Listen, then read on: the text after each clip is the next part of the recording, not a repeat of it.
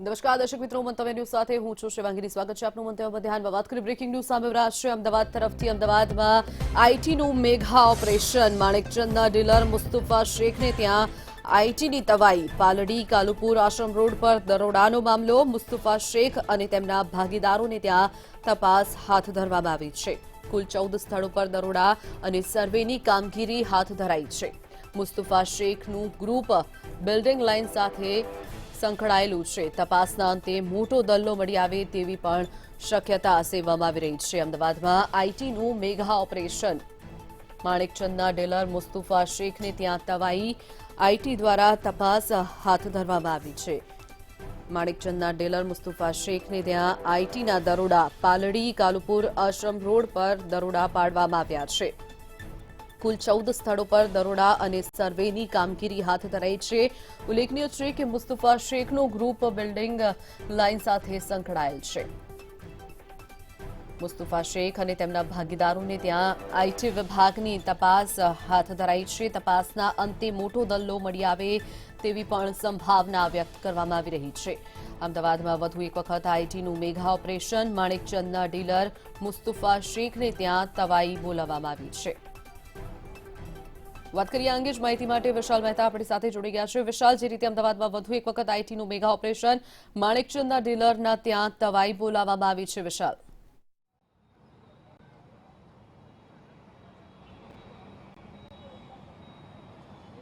શિવાંગી, જે રીતે સમગ્ર હકીકત બહાર આવી છે તેમાં ઇન્કમટેક્સ ડિપાર્ટમેન્ટના દરોડા પડ્યા છે અને તેની અંદર મુસ્તફા શેખ એટલે કે જે માણેકચંદના ડીલર છે તેના ત્યાં દરોડા પડ્યા હોવાની હકીકત સામે આવી છે. જેની અંદર અમદાવાદની અંદર વાત કરવામાં આવે તો અમદાવાદમાં પાલડી, આશ્રમ રોડ, સરખેજ સહિત અલગ અલગ 14 સ્થળો પર દરોડાની કાર્યવાહી અત્યારે હાલમાં ચાલુ કરવામાં છે. દરોડા એની સાથે સર્ચ અને સર્વે બંને કરવામાં આવી રહ્યો છે અને જે રીતે સમગ્ર હકીકત બહાર આવી રહી છે તેની અંદર અલગ અલગ 14 ટીમો 14 જગ્યા પર દરોડા પાડી રહી છે. મુસ્તફા શેખની વાત કરવામાં આવે તો મુસ્તફા શેખ પોતે બિલ્ડર લોબી સાથે કનેક્શન ધરાવે છે અને એટલા માટે જ આ રેડ દરમિયાન મોટો દલ્લો બહાર આવે તેવી શક્યતા છે. એટલે કે મોટા પ્રમાણમાં તે લોકોએ જે ઇન્કમટેક્સ રેડ છે તેની અંદર પ્રોપર્ટી બહાર આવે અથવા તો અપ્રમાણિત વસ્તુઓ બહાર આવે તેવી શક્યતાઓ હાલ વર્તાઈ રહી છે. મહત્વનું છે કે ઇન્કમટેક્સના જે દરોડા પડ્યા છે તેમાં માણેક ચોકના ડીલર છે મુસ્તફા શેખ, તે છેલ્લા ઘણા સમયથી ઇન્કમટેક્સ ડિપાર્ટમેન્ટ તેને રડારમાં રાખીને બેઠું હતું, પરંતુ માહિતી મળતાની સાથે જ અલગ અલગ 14 સ્થળો પર દરોડાની કામગીરી હાથ ધરવામાં આવી છે. જેની અંદર અમદાવાદની વાત કરવામાં આવે તો અમદાવાદમાં આશ્રમ રોડ, પાલડી સહિતના અલગ અલગ 14 જગ્યા પર દરોડાની કામગીરી અત્યારે હાલમાં ચાલુ છે અને સર્ચ સર્વેની અંદર હકીકતમાં વધારે ઘટસ્ફોટ થાય તેવી શક્યતાઓ હાલ વર્તાઈ રહી છે. શિવાંગીની, જે રીતે અલગ અલગ દરોડા પાડવામાં આવ્યા છે સ્થળો પર, ત્યારે કેટલી ટીમો કામગીરી કરી રહી છે અને સાથે જ મુસ્તફા શેખના ભાગીદારોને ત્યાં પણ તપાસ હાથ ધરાઈ છે. અન્ય કેટલાક નામો ખુલે તેવી પણ શક્યતા લાગી રહી છે. વિશાલ,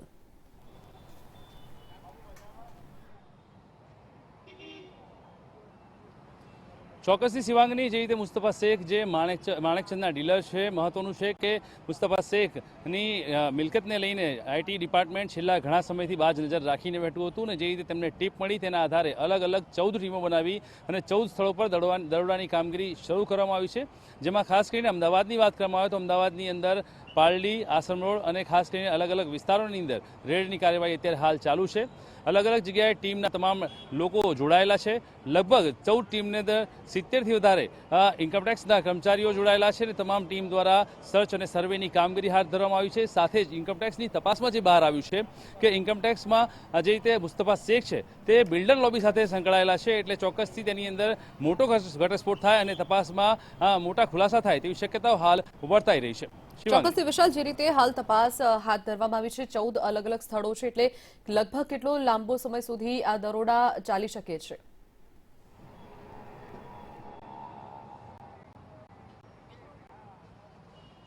શિવાંગની, જે રીતે હકીકત અને માહિતી જે મળી છે, જે રીતે અત્યારે હાલમાં વાત કરવામાં આવે કે સર્ચની કાર્યવાહી સવારથી ચાલુ છે, એટલે કે કહી શકાય કે અત્યારે હાલમાં જે સર્ચ ચાલુ છે તેની અંદર 14 અલગ અલગ ટીમો જોતરાયેલી છે.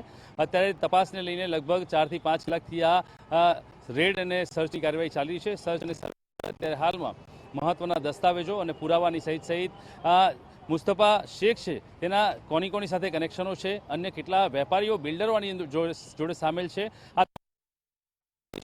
મિલકતને લઈને, રૂપિયાને લઈને તમામ હકીકતો તપાસવામાં આવી રહી છે. તમામ બેંકના એકાઉન્ટો, દસ્તાવેજો સાથે જ તમામ જે હકીકતો છે, મહત્વના પુરાવા છે તેમના જે કરારો છે, એમઓયુ છે, તે તમામની તપાસ અત્યારે હાલમાં ચાલી રહી છે. અલગ અલગ ટીમો દ્વારા અલગ અલગ સ્થળો પર તપાસની કાર્યવાહી ચાલી રહી છે અને તેમાં ખાસ કરીને વાત કરવામાં આવે કે જે રીતે બિલ્ડર લોબી સાથે તેમનું કનેક્શન છે, એટલે તેને લઈને મહત્વના ખુલાસા થાય, મહત્વના ઘટસ્ફોટ થાય તેવી પણ ત્યાં હાલ ચર્ચા છે અને તેને લઈને મુસ્તફા શેખ સાથે કોણ કોણ સંકળાયેલું છે તે 14 ટીમની તપાસની અંદર આખરે અંતે બહાર આવશે કે તમામ હકીકત શું છે, તેમના ક્યાં ક્યાં કનેક્શનો છે અને ઇન્કમટેક્સની રેડમાં શું મુદ્દામાલ અને હકીકત બહાર આવી છે. જી ચોક્કસથી વિશાલ, જોડાવા બદલ અને માહિતી બદલ આપનો આભાર. તો વાત કરીએ અમદાવાદમાં આઈટીનું મેગા ઓપરેશન. માણેકચંદના ડીલર મુસ્તફા શેખને ત્યાં આઈટી વિભાગનો સપાટો. પાલડી કાલુપુર આશ્રમ રોડ પર દરોડાનો મામલો. કુલ 14 સ્થળો પર દરોડા પાડવામાં આવ્યા છે અને સર્વેની કામગીરી હાથ ધરવામાં આવી છે. મુસ્તફા શેખની પ્રોપર્ટી, બેંક બેલેન્સ, બેંક અને સાથે જ લોકર અને તમામ વસ્તુઓની હાલ તપાસ થઈ રહી છે.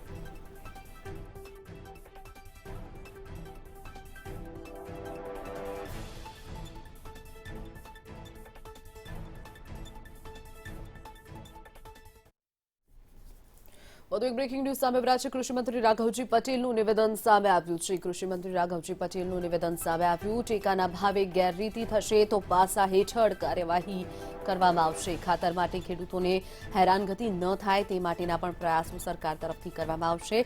ખાતરની કોઈપણ પ્રકારની તંગી સર્જાવાની નથી તેવું પણ તેમણે જણાવ્યું છે. ગુજરાતમાં કેન્દ્ર સરકાર માંગ મુજબ ખાતર આપી રહી છે. જરૂરિયાત મુજબનો ખાતરનો જથ્થો પણ મળી રહ્યો છે. અતિવૃષ્ટિને કારણે ખેડૂતોના ખાતામાં સહાય જમા થઈ ગઈ છે. 4 જિલ્લાના 23 તાલુકાના ખેડૂતોને રાહત પેકેજ સહાય આપવામાં આવી છે. રૂપિયા 155 કરોડ ખેડૂતોના ખાતામાં જમા કરી દેવામાં આવ્યા છે.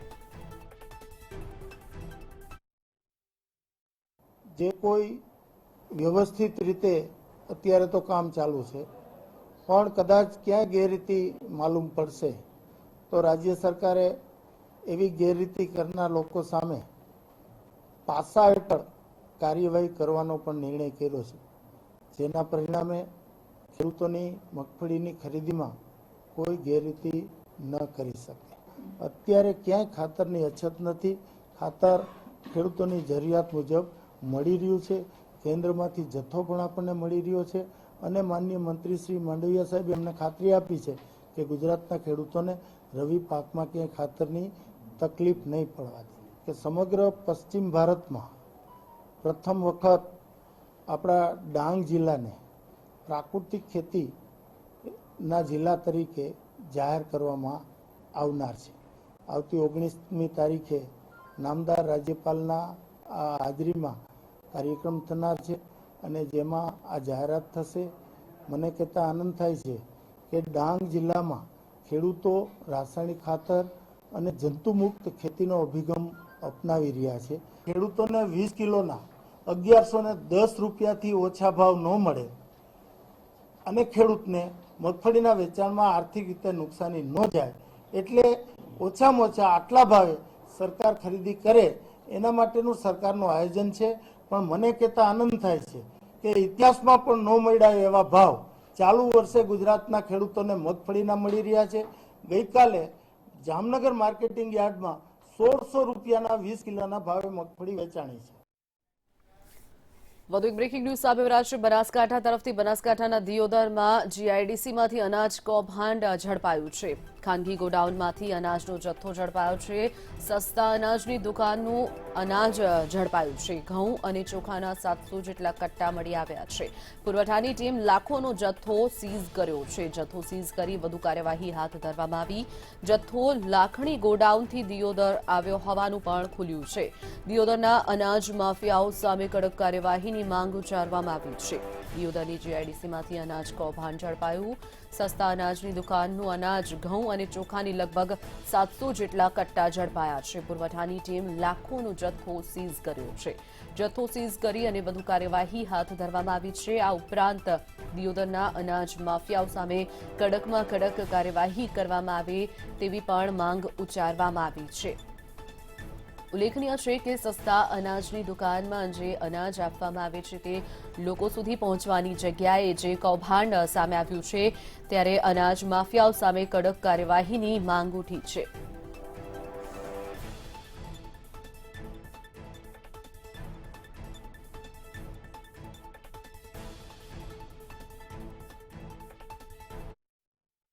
વધુ એક મહત્વપૂર્ણ સમાચાર સુરત તરફથી સુરત કાપડ બજારને વરસાદ અને કોરોનાનું ગ્રહણ લાગ્યું હોય તેવી સ્થિતિ સર્જાઈ છે। દિવાળીમાં સારી ઘરાકી પરંતુ પેમેન્ટ સમયસર ન મળ્યું હોવાનું સામે આવ્યું છે। તમિલનાડુમાં વરસાદી અને કેરળમાં કોરોનાને કારણે પૈસા ફસાયા છે। રૂપિયા 1000 કરોડથી વધુનું પેમેન્ટ સુરતના વેપારીઓનું બાકી હોવાનું સામે આવ્યું છે। સુરત કાપડ ઉદ્યોગને વરસાદ અને કોરોનાનું ગ્રહણ। ઉલ્લેખનીય છે કે દિવાળીમાં સારી ઘરાકી તો થઈ છે પરંતુ પેમેન્ટ સમયસર સુરતના વેપારીઓને મળ્યું નથી। તમિલનાડુમાં એક તરફ વરસાદ અને કેરળમાં કોરોનાને લીધે સુરતના વેપારીઓના પૈસા ફસાયા છે। વાત કરીએ આ અંગે જ માહિતી માટે સંજય મહંત આપણી સાથે જોડાઈ ગયા છે। સંજય, જે રીતે સુરતમાં કાપડ ઉદ્યોગના જે વેપારીઓ છે તેમને વરસાદ અને કોરોનાનું ગ્રહણ નડી રહ્યું હોય તેવું લાગી રહ્યું છે, શું વધુ માહિતી?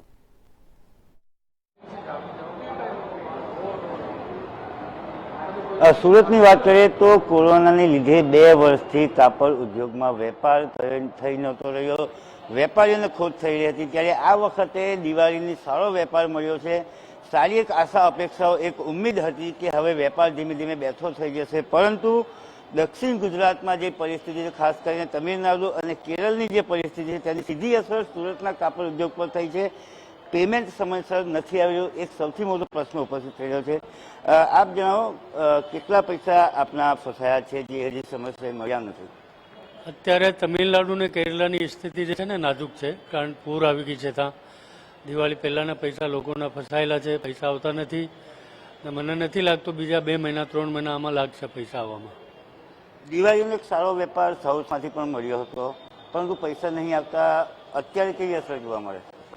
અત્યારે પૈસા નહીં આવશે તો આગળ જે સિઝન છે, લગ્ન સિઝન છે, લગ્ન સરાની, પછી પોંગલની સિઝન છે, આની તૈયારી ઉપર એનો અસર પડશે। ચોક્કસ આગામી सीजन पर असर થશે। एक तरफ व्यापार बैठो થઈ રહ્યો છે।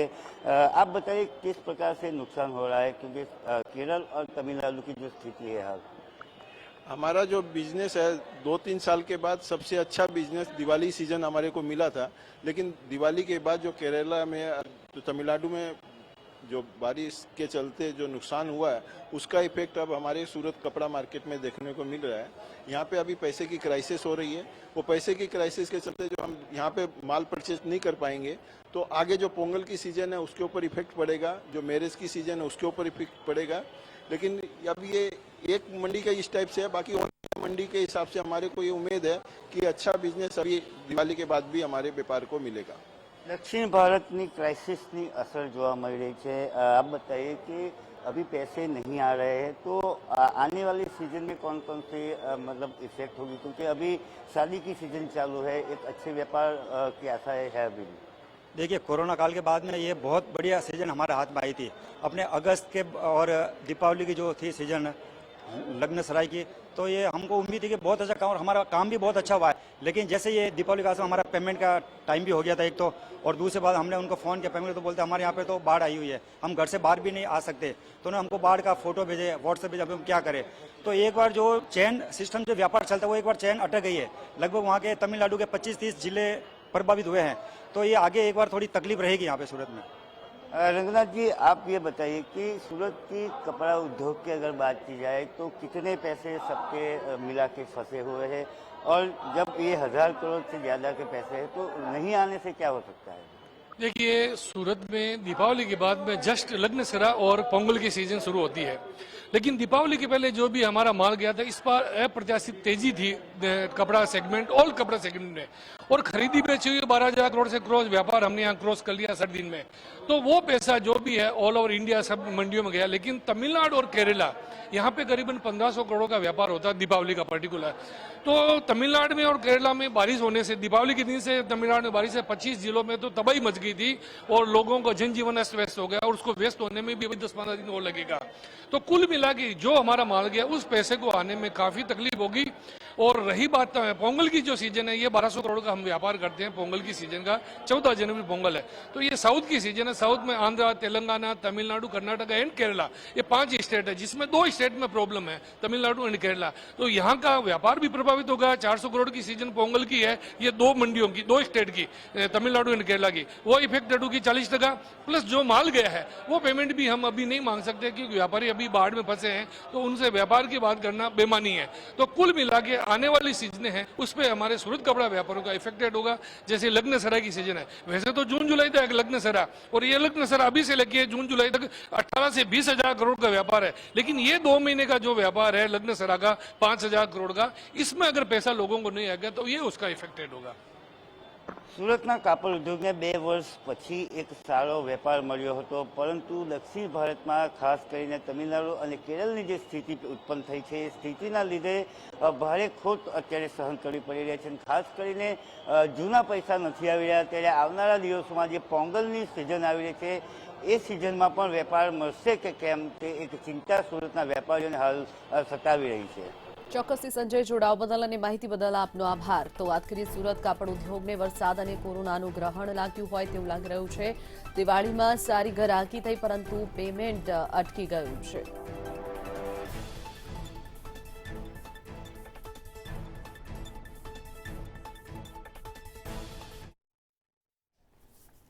વધુ એક બ્રેકિંગ ન્યૂઝ સામે રહ્યા છે. ગોધરા તરફથી સીએમ ભૂપેન્દ્ર પટેલ ગોધરામાં તેમનું આગમન થયું છે. સ્નેહ મિલન કાર્યક્રમમાં તેઓએ હાજરી આપી. કાર્યક્રમમાં અભૂતપૂર્વ જનમેદની ઉમટી હતી. સમિયાનામાં પ્રવેશ માટે લાંબી કતારો પણ લાગી હતી. મોટી સંખ્યામાં ભાજપના કાર્યકરો તેમાં ઉપસ્થિત રહ્યા હતા. કાર્યકરોમાં ભારે ઉત્સાહ જોવા મળ્યો હતો. ઉલ્લેખનીય છે કે ભાજપનું નૂતન વર્ષ સ્નેહ મિલન કાર્યક્રમ જે ચાલી રહ્યો છે તેમાં આજે સીએમ ભૂપેન્દ્ર પટેલ ગોધરા પહોંચ્યા હતા.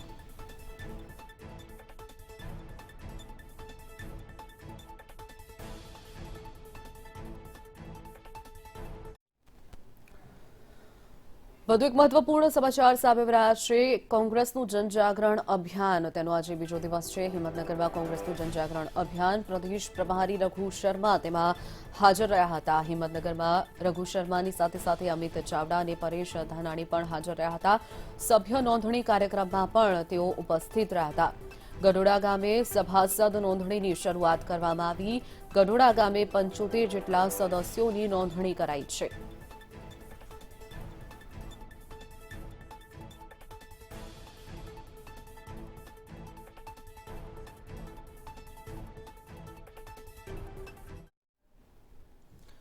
વધુ એક બ્રેકિંગ ન્યૂઝ સામે રહ્યા છે. ડોક્ટર રઘુ શર્માના આગમન પહેલા કોંગ્રેસમાં ડખો જોવા મળ્યો. અરવલ્લીમાં ગુજરાત કોંગ્રેસ પ્રભારી છે ડોક્ટર રઘુ શર્મા કોંગ્રેસ એસસી સેલના પ્રમુખ પ્રદેશ નેતાગીરીથી નારાજ થયા હોવાનો મામલો સામે આવ્યો છે. નિકુંજ રાઠોડ નારાજગી સાથે રાજીનામું આપે તેવી પણ શક્યતા. અંબાલાલ ઉપાધ્યાયનું અપમાન સમજી અને રાજીનામું આપશે. દલિત સમાજ માટે લડતા હતા અંબાલાલ ઉપાધ્યાય. તેમનું અપમાન સમજી અને નિકુંજ રાઠોડ પોતાનું રાજીનામું આપે તેવી શક્યતા. ડોક્ટર રઘુ શર્માના આગમન પહેલા અરવલ્લી કોંગ્રેસમાં ડખો સર્જાયો છે. ગુજરાત કોંગ્રેસ પ્રભારી ડોક્ટર રઘુ શર્મા ગુજરાતની મુલાકાતે છે, ત્યારે તેઓ કોંગ્રેસનું જે જનજાગરણ અભિયાન ચાલી રહ્યું છે તે અંતર્ગત અરવલ્લી પહોંચવાના છે. તેની પહેલા કોંગ્રેસમાં ડખો સર્જાયો છે. કોંગ્રેસ એસસી સેલના પ્રમુખ પ્રદેશ નેતાગીરીથી નારાજ થયા છે. નિકુંજ રાઠોડની નારાજગી સામે આવી છે. ઉલ્લેખનીય છે કે દલિત સમાજ માટે અંબાલાલ ઉપાધ્યાય લડત લડી રહ્યા છે. તેમનું અપમાન સમજી અને નિકુંજ રાઠોડની નારાજગી સામે આવી છે.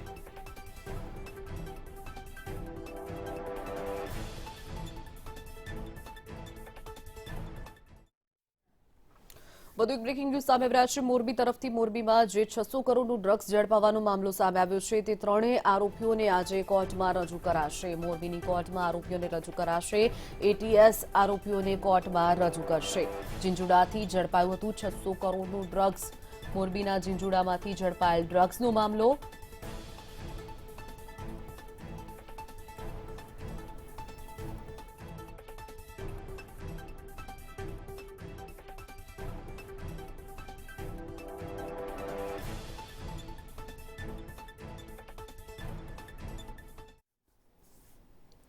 વધુ એક મહત્વપૂર્ણ સમાચાર વડોદરા તરફથી. વડોદરામાં ગાંજો ઝડપાવાનો મામલો સામે આવ્યો છે. વડોદરામાંથી 700 ગ્રામ ગાંજો ઝડપાયો છે. પીસીબી પોલીસે 700 ગ્રામ ગાંજો ઝડપી પાડ્યો છે. 2 યુવક અને 2 યુવતી પાસેથી 200 ગ્રામ ગાંજો ઝડપ્યો. ઓપી રોડ પર આવેલ કોમ્પ્લેક્સમાંથી આ જથ્થો ઝડપાયો છે. કોમ્પ્લેક્સના બેઝમેન્ટમાંથી આ જથ્થો મળી આવ્યો છે. બીજો 500 ગ્રામનો જથ્થો શકીલા પાર્કમાંથી મળી આવ્યો છે. નુપુર, મીત ઠક્કર, મોસીના પટેલ, શાખી પટેલની અટકાયત કરવામાં આવી છે. 2 યુવક અને 2 યુવતીઓ પાસેથી 200 ગ્રામ ગાંજો મળી આવ્યો છે. પોલીસે આ ચારેયની અટકાયત કરી વધુ પૂછપરછ હાથ ધરી. વડોદરામાંથી 700 ગ્રામ ગાંજો ઝડપાવાનો મામલો.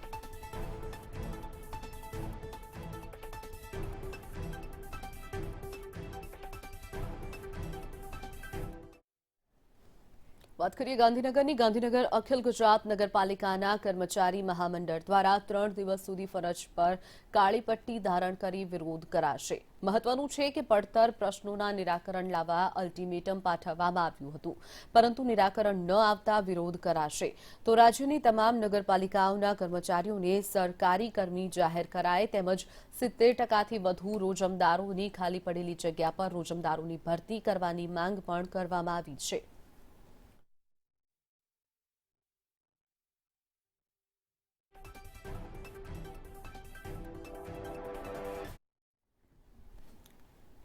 જામનગરમાં શહેર કોંગ્રેસ પ્રમુખ અને કોર્પોરેટર દ્વારા નાથુરામ ગોડસેની પ્રતિમા તોડી પાડવામાં આવી.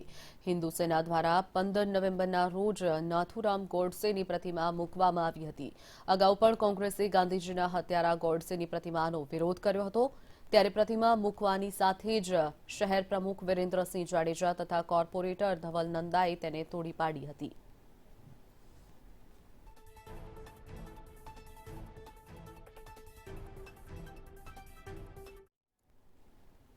અમદાવાદમાં લારી દબાણ મુદ્દે લારી એસોસિએશનમાં રોષ ફેલાયો છે, જેને લઈને શહેરના ઉસ્માનપુરા ગાર્ડન પાસે એસોસિએશન દ્વારા દેખાવ કરવામાં આવ્યા હતા.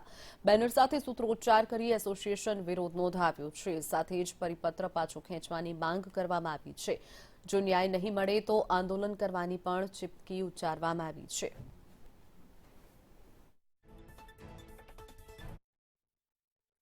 ફક્ત ઈંડા અને નોનવેજની લારી હતી, પણ સમાચાર એવા મળે છે વસ્ત્રાપુરથી કે સવારના જે નાસ્તાઓ ભરે એ લોકોની લારી પણ ઉઠાઈ લેવામાં આવી છે. જે બંધ લારી હતી નોનવેજની ઈંડા વગરની એ પણ ઉઠાઈ લેવામાં આવી છે. એટલે તમે જુઓ કે તંત્ર કહે છે કંઈ અને કરે છે કંઈક એનું તંત્ર.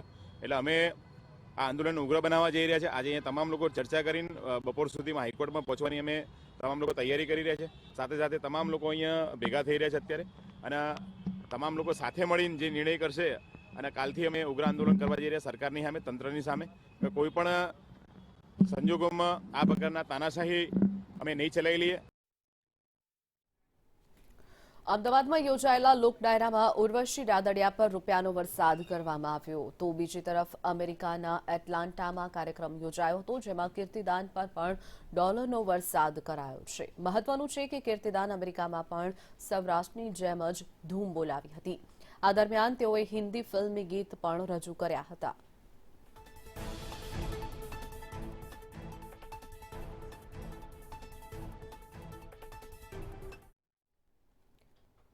અમદાવાદમાં ડાયરામાં રૂપિયાનો વરસાદ. ગાયિકા ઉર્વશી રાદડિયા પર રૂપિયાનો વરસાદ થયો હતો. બાપુનગરમાં હીરાવાડી ગ્રુપ દ્વારા આયોજિત તુલસી વિવાહ નિમિત્તે ડાયરાનું આયોજન કરવામાં આવ્યું હતું, જેમાં સ્ટીલના પીપ ભરી અને રૂપિયાનો વરસાદ કરાયો હતો. ગાયિકાનો વિડીયો સોશિયલ મીડિયામાં વાયરલ થયો છે.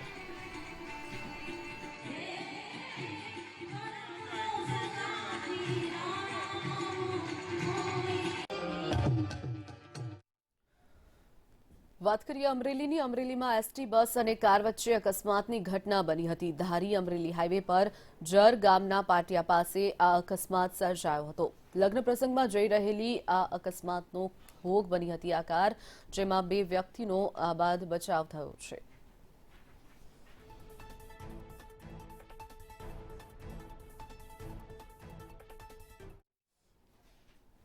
તો સાથે જ સમાચારોમાં અત્યારે બસ આટલું જ. વધુ સમાચાર માટે આપ જોતા રહો મંતવ્ય ન્યૂઝ. આપ લોગ ઇન કરી શકો છો www.mantavynews.com. નમસ્કાર.